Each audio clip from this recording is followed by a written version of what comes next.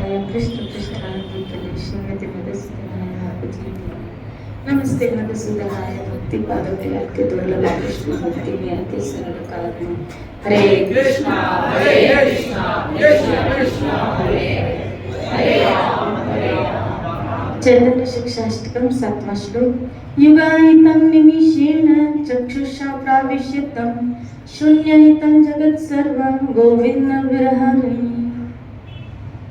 यहाँ महाप्रभु कह रहे हैं एक पलक झपकने का समय मुझे एक युग के बराबर लग रहा है। हे प्रभु, आपके बिना मुझे पूरी दुनिया शून्य दिख रही है, जीरो दिख रही है। श्री राधे। और ये तो तभी संभव है जब किसी के जीवन में कृष्ण इतने प्राणनाथ बन चुके हैं। सर्व अधिक जिनके जीवन में श्री कृष्ण प्रिय बन चुके हैं, उनको ही वही तो उस प्यारे को देखना चाहेगा। अब वो प्यारा नजर नहीं आ रहा है, इसीलिए एक मन में यहाँ महाप्रभु चैतन्य राधा भाव लेके इस श्लोक को व्यक्त कर रहे हैं। महाप्रभु कह रहे हैं, महाप्रभु ने कहा राधा भाव विष में, हे सखी, कृष्ण विरह में प्राणों की अस्थिरता में मेरा दिन नहीं कटता है। एक क्षण में मुझे युग के समान होकर बीत रहा है। मेरे नेत्र सावन भादों की तरह निरंतर अश्रुओं की घोर वर्षा कर रहे हैं। सखी, गोविंद को देखे बिना समस्त त्रिभुवन मुझे सुना ही सुना दिखता है। शिरारे बोले, तुषार नल में मैं जल रही हूँ। महाप्रभु चैतन्य श्लोक में राधा भाव लिखे, तुषार नल में मैं जल रही हूँ। शिरारे, तुषानल किसे कहते हैं? यहाँ कर कहते हैं तुषानल अर्थात घास फूस की अग्नि में, जैसे घास होती है लेकिन नीचे नीचे घास होती है और ऊपर ऊपर राख होती है। घास फूस की अग्नि में जैसे ऊपर तो राख राख हो दिखती है, किंतु भीतर तीव्र ज्वाला एवं ताप उसमें रहता है। उसमें कोई वस्तु दबा दी जाए तो भस्मीभूत हो जाती है। उसी प्रकार कृष्ण रूपी तुषानल के भीतर भीतर मेरा हृदय इंद्रिय मन को भस्मीभूत किए जा रहा है। शिरारे, यहाँ ऊपर ऊपर तो राख दिखती है। आपने देखा होगा गांव में ये सब होता है कि ऊपर ऊपर राख होती है लेकिन अंदर आग, ये अंदर आग दिखती है, अंदर अंदर आग होती है लेकिन ऊपर ऊपर से राख दिखती है, तो पता नहीं चलता। लेकिन जब हाथ सेकते हैं ना तो पता, गर्मी से पता चलता है ठंड के दिन में कि क्या है। ऐसे वो व्यक्ति बाहर से तो आपको हो सकता है नॉर्मल दिखे, लेकिन अंदर अंदर वो कृष्ण विरही इसी ऐसी विरह की आग में जलता रहता है।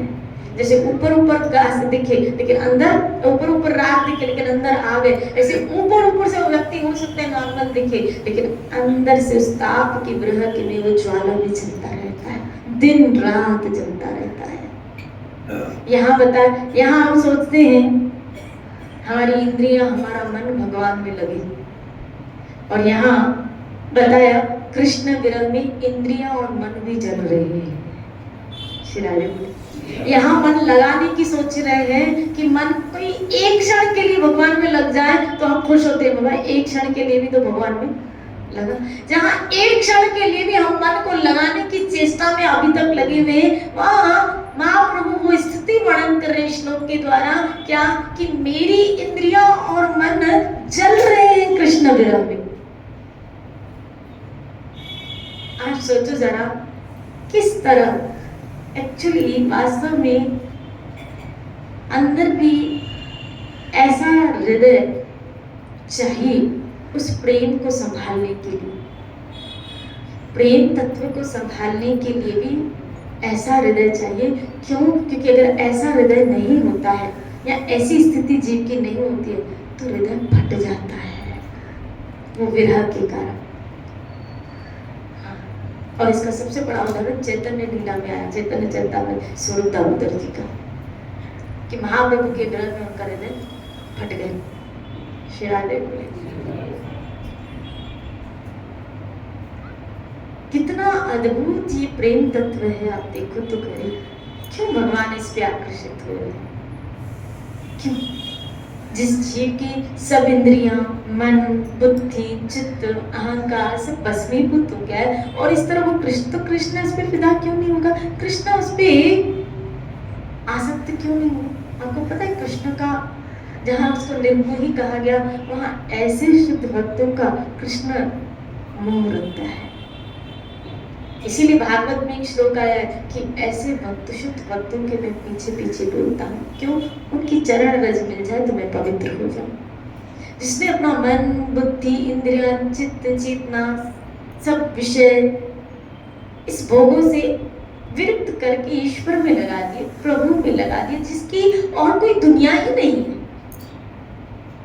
हमारी दुनिया में तो पता नहीं कितने लोग हैं, कितनी वस्तुएं हैं, कितने लोग हैं, कितनी वस्तुएं हैं हमारी दुनिया में, लेकिन एक कृष्ण भक्त की दुनिया में उसकी पूरी दुनिया ही कृष्ण होता है। शिरारे बोले उसकी पूरी दुनिया, राधा रानी के लिए आप देखो ना, पूरी दुनिया ही कृष्ण है। अगर वो गया तो ऐसी बावली होगी, ऐसा सूनापन हो गया क्या कि अविरल प्रेम की, यानी एक प्रेमी के लिए, एक सच्चे प्रेमी के लिए उसका प्रियतम ही उसकी पूरी दुनिया है। एक कृष्ण भक्त के लिए, एक शुद्ध कृष्ण भक्त के लिए उसकी पूरी दुनिया ही मात्र कृष्ण है। और अगर कृष्ण उसके जीवन में नहीं, अगर निकाल दिया जाए तो उसकी दुनिया शून्य है, जीरो है, शून्य है। तब श्री राधे बोले हमारी दुनिया में अगर मैं गिनाऊं तो पता नहीं, दुकान भी है, घर भी है, फलाना टिंगड़ा, क्या क्या क्या क्या क्या क्या क्या दुनिया के झमेले कम ना होंगे, अफसोस मगर हम ना होंगे। हमारे तो पता नहीं कितने झमेले, और उन झमेलों में हम कभी कुछ थोड़ा समय ईश्वर के लिए निकाल देते हैं। इतना आसान भी नहीं है कि पूरा समय श्री कृष्ण को दिया जाए। श्री राधे बोले इतना आसान भी नहीं। कभी खाली 1 या 2 दिन आप आजमाओ। अभी ये लगा था कोरोना, आज से 2-4 बरस पहले, 3 बरस पहले कोरोना लगा था, और सब घरों में, आप पुरुषों से पूछते हो, दुकानों में नहीं जा रहे थे तो क्या हालत थी? श्री राधे बोले दुकान में नहीं जा, क्योंकि ये तो घरों में ही थी, इनको तो एक साथ ही मिल गया टाइम पास का और काम करने के लिए। श्री राधे बोले बोलो ना श्री राधे, इनको तो ये तो वही थी। लेकिन आपसे पूछती हूँ कि आप दुकान नहीं जा रहे थे, शॉप पे नहीं जा रहे थे, बाहर नहीं जा रहे थे, किसी से मिलना जुलना नहीं हो रहा था। एक वक्त तो ऐसी स्थिति थी कि घर के पड़ोसी तक पे बात नहीं कर पा रहे थे जाने। सच बताना उस वक्त कैसा लग रहा था? और उस वक्त के जो वीडियो आए वो आप लोगों ने भी देखे कि कोई बर्तन घस रहा है, कोई बाल नोच रहा है, शिरारे बोली, और समय का इंतजार कर रहा है क्या, कब मुझे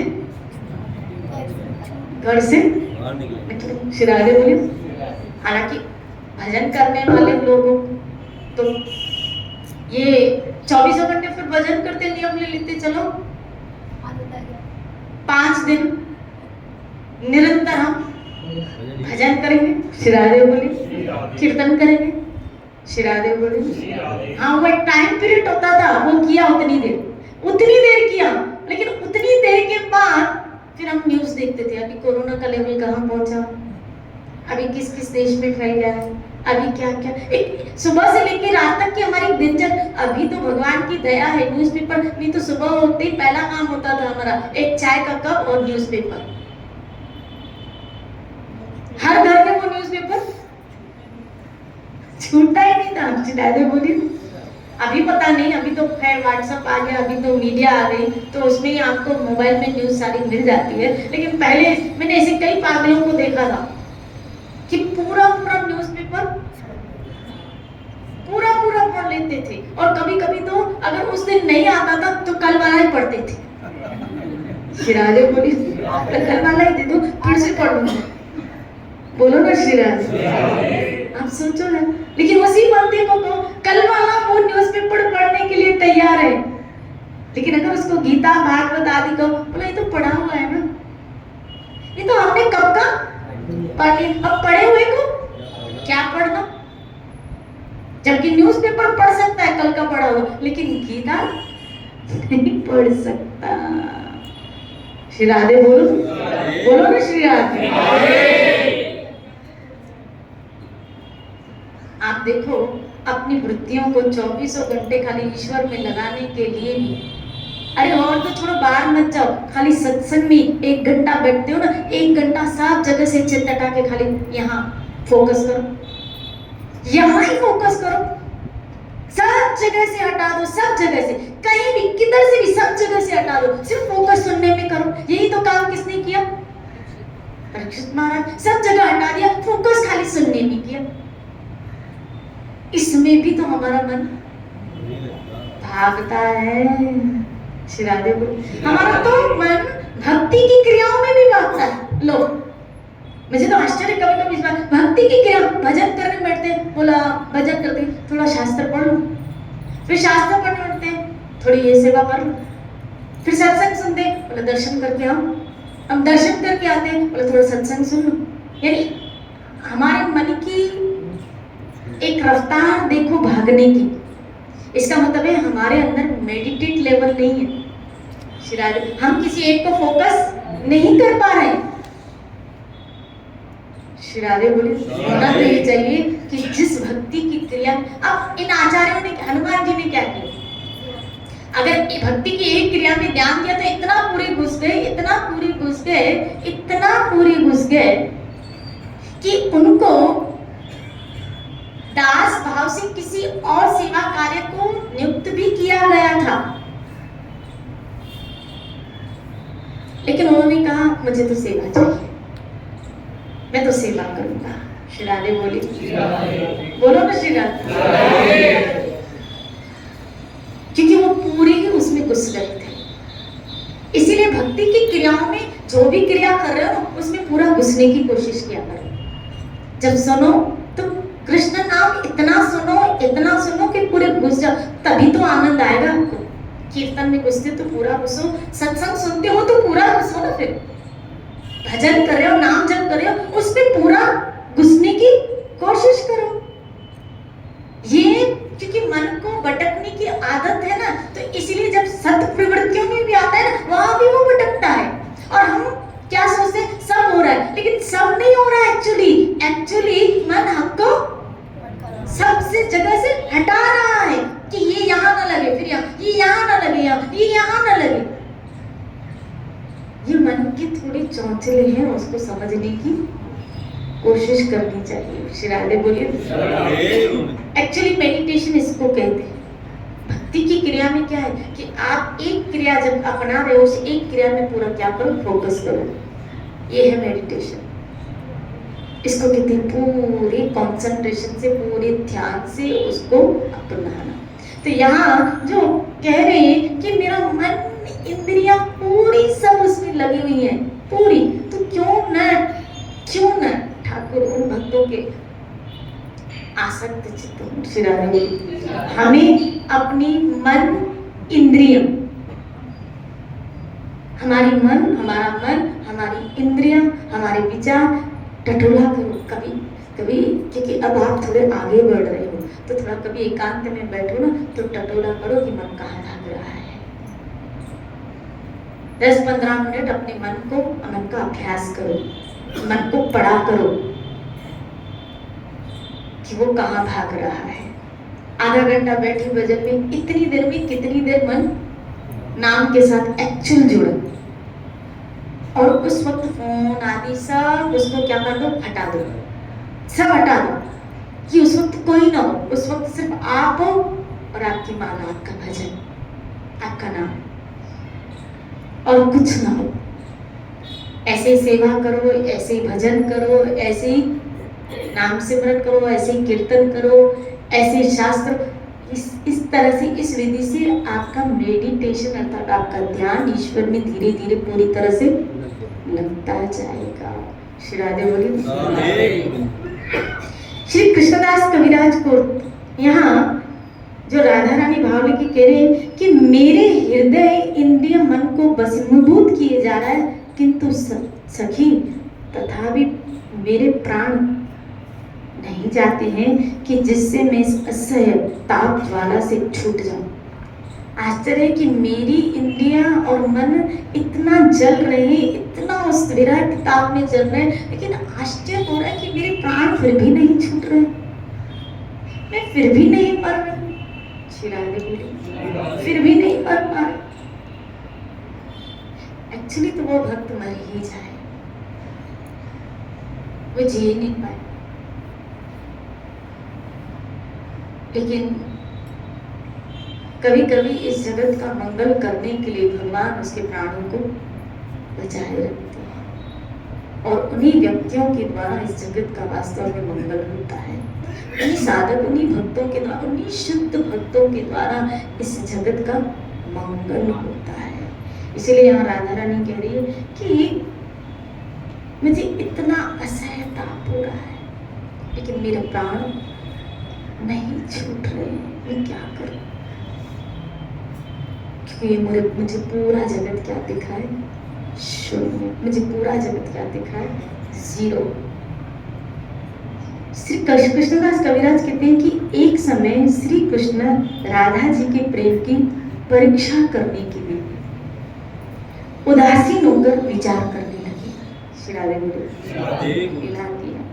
कि एक दिन कृष्ण राधा रानी की क्या ले रहे हैं? देखो, कृष्ण ने राधा रानी तक को नहीं छोड़ा, तो आप और हम किस खेत की बोली है? यानी हमारे विश्वास, हमारी श्रद्धा सबकी ठाकुर क्या लेगा? परीक्षा लेगा। घबराओ नहीं, घबराना नहीं। क्या होगा? ज्यादा से ज्यादा फेल हो। देखो, पास और फेल बस यही दो, तो ज्यादा से ज्यादा फेल हो जाएंगे, लेकिन फेल होके भी पड़े तो कृष्ण के चरणों में ही रहेंगे। शिरारे मैं कल ही कह रही थी, भाई देखो, एक सीढ़ी है जो तीसरे मंजिल तक मानो जा रही है, तीसरे मंजिल तक सीढ़ी जा रही है, तो जो ऊपर बैठा है तीसरे मंजिल तक, वो नीचे बुला रहा है, आ जाओ, आ जाओ ऊपर, आ जाओ। तो नीचे वाला कह रहा है, मैं नहीं आ सकता, सीढ़ियां चढ़, मैं नहीं आ सकता, तुम नीचे आ जा। तो दो ही काम हो सकते हैं, या नीचे वाला अगर मिलन होगा तो नीचे वाला ऊपर जाए, या ऊपर वाला नीचे आ तो मिलन होगा। तो बस नीचे हम हैं और ऊपर ठाकुर जी है। हम भी कहते हैं आ जाओ, और सीढ़ी कौन सी है? बोला ये नाम जप की, ये साधना की, ये पुरुषार्थ की ये सीढ़ी है। तो साधु संत कहता है इस पुरुषार्थ की सीढ़ी पे चढ़ जाओ, नाम जपो, साधना करो, पुरुषार्थ करो, इस सीढ़ी के द्वारा तुम ऊपर पहुंच जाओगे, इस सीढ़ी के द्वारा तुम वहां पहुंच जाओगे। लेकिन हम जैसे लोग कहते प्रभु हम नहीं कर पा रहे जी, हमसे न बनी, हमसे न बनी हमसे। तो हम कहते ठाकुर आप आ जाओ, आप, क्योंकि हम नहीं चढ़ पा रहे, हम नहीं। तो कुछ लोग पुरुषार्थ करके, साधना करके, तपस्या करके, भजन करके, सीढ़ी चढ़ के ऊपर पहुंच जाते हैं, लेकिन हम जैसे लोगों के लिए कभी कभी भगवान इस तरह पे नीचे आ जाते। ये साकार रूप में लेके जो आ रहे हैं वो क्या है? हम जैसे जीवों पे दया करने के लिए। यही बात अब कुंती ने की थी क्या, कि प्रभु आप लगता है जीवों के ऊपर दया करने के लिए जो लीलाएं करते हैं, ताकि उन लीलाओं का आस्वादन करके जीव का क्या हो जाए? मंगल, कल्याण हो जाए। शिरावे बोले। तो हम जैसे लोगों के लिए भगवान अवतरित होते हैं, नीचे आते हैं, क्योंकि हम ऊपर नहीं जा पा रहे। हाँ, जो भजन कर रहे हैं वो तो फिर भी सीढ़ी चढ़ के पहुंच ही जाए, लेकिन हम जप तप संयम जोग न कमाया, सेवा साधना हर राया, कहो नानक हम नीच करवा, शरण करेगी हमसे तो कुछ नहीं बना, कुछ नहीं बना। इसलिए आइए हम सब भी कम से कम इतना तो करें, क्या उस नीचे सीढ़ी से पुकार लगाए, प्रभु आप ही आ जाओ, आप आ जाओ। शिरारे तो उसी क्लास में दोबारा एक बार पढ़ा के दोबारा पास होना चाहता है। देखो ठाकुर पता कितनी दया है, अगर जीव फेल भी होता है तो उसको एहसास भी नहीं होने देता और अपनी कृपा बल से उसको आगे बढ़ाता रहता है। फेल भी हुआ ना। अब देखो एक्चुअली अहल्या क्या हुई थी, फेल हुई थी। अहल्या क्या हुई थी, लेकिन ठाकुर ने अपने चरणों की कृपा करके उसको पास कर दिया, पास कर दिया। और रामायण में उसका नाम है। तो अगर कोई शरण में आ गया ना तो फेल भी हो गया, गिरेगा चरणों में, और भगवान अपने चरण स्पर्श करा के उसको एहसास भी नहीं। यही तो मेरे ठाकुर की महानता है कि एहसास भी नहीं होने देते बंदे को, क्या कि तू फेल भी हुआ है, एहसास भी नहीं, उल्टा अपना के उसको, अपना के उसको स्वीकार करके, कृपा करके उसको पार करा देते। फायदा ही फायदा है, नुकसान तो नुकसान तो फेल भी होंगे तो भी, गिरेंगे तो उसके और कोई रास्ता है अपने पास? सब दरवाजे तो हमने बंद कर दिए, शिराजे गिरेंगे तो भी उनके चरणों में गिरेंगे, गिरेंगे तो भी तो उनके चरणों में गिरेंगे। और जीव अगर उसके चरणों में गिरा तो उसका बेड़ा। कल इसी चर्चा को लेंगे कि कल राधा रानी की कृष्ण क्या परीक्षा ले रहे हैं, देखें कि ठाकुर श्री जी की क्या परीक्षा ले रहे हैं, तो फिर हम और आप जय जय श्री